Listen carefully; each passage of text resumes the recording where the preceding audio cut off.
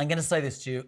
Live television is a movable feast. Cardwell, stay there. Let's discuss now developments in the Middle East that we're waking up to this morning after the Israeli military says it has rescued 2 hostages during a raid in Rafah, a city in the south of Gaza. The news comes amid reports of heavy bombardments in the region, which the Palestinian Red Crescent Society says is under attack. Several deaths have since been reported. Joining us now is General Lord Dannatt, former Chief of the General Staff. Lord Dannatt, good morning. Thank you for making it talk today. Can we just have your take on this situation, not just the hostages, but also what's becoming global condemnation of Netanyahu's desire to now go into Rafah and this disbursement of over 1 million Palestinians who could end up in tents. As a military expert, what's your take on this, sir? Well, first of all, obviously it's good news for the families of the 2 hostages that have been released, so let's focus on that positively. But I think the major question that you ask is about the Israeli assault into Rafah. Now, of course, there is an inexorable logic to all this. The Israelis have vowed that they are going to destroy Hamas, and we've watched over the last 3 months or so how they've methodically worked their way from the north to the south of Gaza. A huge amount of explosive ordnance has been used. Thousands of Israeli troops have systematically gone through, and now they've got logically to the south, they've got to Rafah, which has been the last refuge of, we know now, about 1 million Gazans. So the big issue is how do the Israelis try and achieve their aim without absolutely destroying the infrastructure of Gaza and not killing innocent civilians who they have no right to kill? That is the big challenge. And I think the judgment is that this is a technically very difficult thing to do. And to be absolutely frank, the Israelis are not doing it very well. It's certainly a challenge. There's also a concern of Israel's biggest supporter and ally, the US. Biden said, you should not do this. You cannot do this without a credible plan for civilians.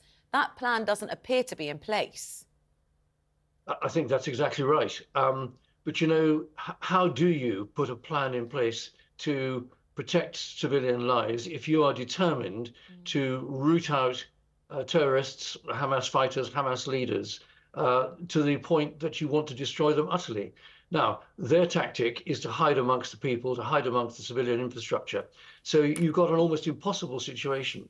The Israelis are taking casualties themselves, but of course nothing like to the extent to which Gazan people are dying. But this is the inexorable horror of this particular situation.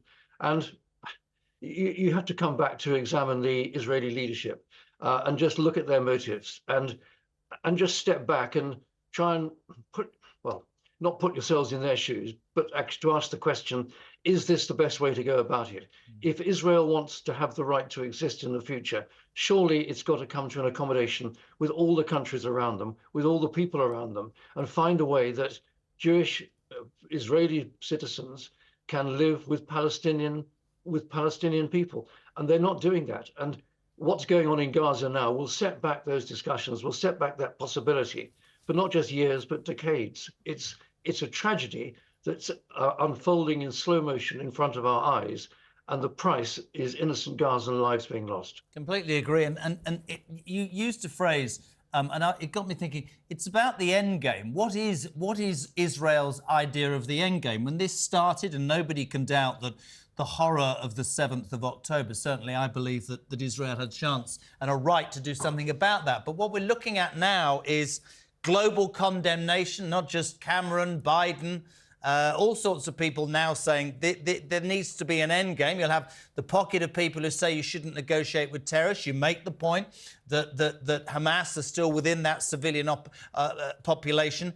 You wonder where this is going to end. And you look at Netanyahu, if I'm honest, Lord Dannatt, and you think, well, without this war, he's not even going to be in power. Is this all about him now? Has it become about his personal legacy? Because when it started, it was a 2-state solution. He's now saying, no, that's not the way. So what is he talking about? Exterminating anybody that comes in his way. I think it's a seminal moment for the world, really, don't you? Well, I do. I think you've just said it all as far as Netanyahu is concerned. He is, on the one hand, incredibly personally unpopular in Israel, but on the other hand, many Israelis still support, in a sense, what he's trying to do, which is to secure their own future, guarantee their own security. And one of the biggest threats to that at the present moment is clearly the threat from Hamas. Now, we saw that cruelly exposed on the 7th of October. But you come back to my earlier point, you've got to put this thing in the widest possible picture. We all accept, the international community accepts that Israel has the right to exist. That was guaranteed from 1948 onwards when the state of Israel was put in place. But the Israelis have got to understand that other people also have a right to exist. And that's the challenge for international diplomats. It's the challenge for Israeli politicians to find a way in which other people in the countries around them, including the Gaza Strip, can exist themselves in peace and security. That is the challenge that's got to be fought through, or thought through rather than this inexorable fighting that's going on, which I'm sure is going to be delaying the peace process for generations. Well, Dan, I want to ask you about what's happening in the British military. The Defence Secretary today is launching a review into the Army's diversity and inclusivity practices because there had been some suggestions that in order to boost diversity and inclusivity, the Army were looking at kind of watering down some of the security clearance of people who wanted to apply so that they could be in the Army. I mean, Grant Shapps is really quite angry about this. Why do you think we are, first of all, battling with recruitment, and then is it right to review policies to maybe reduce security thresholds to widen the net of people who can join? Well, you put your finger on a really important topic there. You mentioned the Army. I think this is an issue right across the three armed forces. I think well, on the one hand, we know that recruitment is really poor, is really low.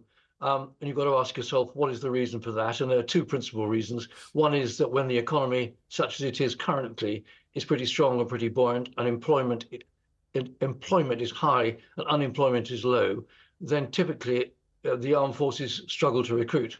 The second thing is that although our armed forces are extraordinarily busy, British forces are not committed in a high-profile hot fight at the present moment as we were in Iraq and Afghanistan. And it's a quirky fact of life that there is a section of our community that wants to join the armed forces when the armed forces are engaged in operations somewhere. And that's not the case at the present moment. So what the armed forces are trying to do is to try and look at every possible way that they can to increase their recruitment. But, you know, there is a danger, and this is the problem, and this is why Grant Shapps is looking very closely at all this, that in the effort to try and increase recruiting, in an effort apparently to try and make the armed forces mirror our society and the society that they recruit from, that actually it's forgotten that what we actually need to do is recruit young people who, after decent training, are prepared to be soldiers, sailors, airmen and marines, to fight bravely for this country and uphold the traditional values of this country, of which courage and discipline and loyalty, and actually the Christian faith roots of this country are absolutely critical. And I think this is why Grant Shapps, quite properly, has been stung by the criticism made by, over the weekend, in a newspaper letter signed by a large number of senior retired people, that, frankly, it sounds like a woke agenda that's being followed, and that there's a big question mark whether that is the right way to go to recruit the people that we want to stand in the front line for this country. And that's really critical. And, you know, the armed forces, yes, of course, they're drawn from the wider population of this country, but they are asked to do a very special job, to put their life on the line, and therefore they have the right to be a bit special themselves in the way that they conduct themselves. What we need is fighting people who are willing to lay their lives down on the line for this country, and make sure we recruit the right kind of people and not get consumed by ridiculous, excessive workery, which is damaging so much of our society.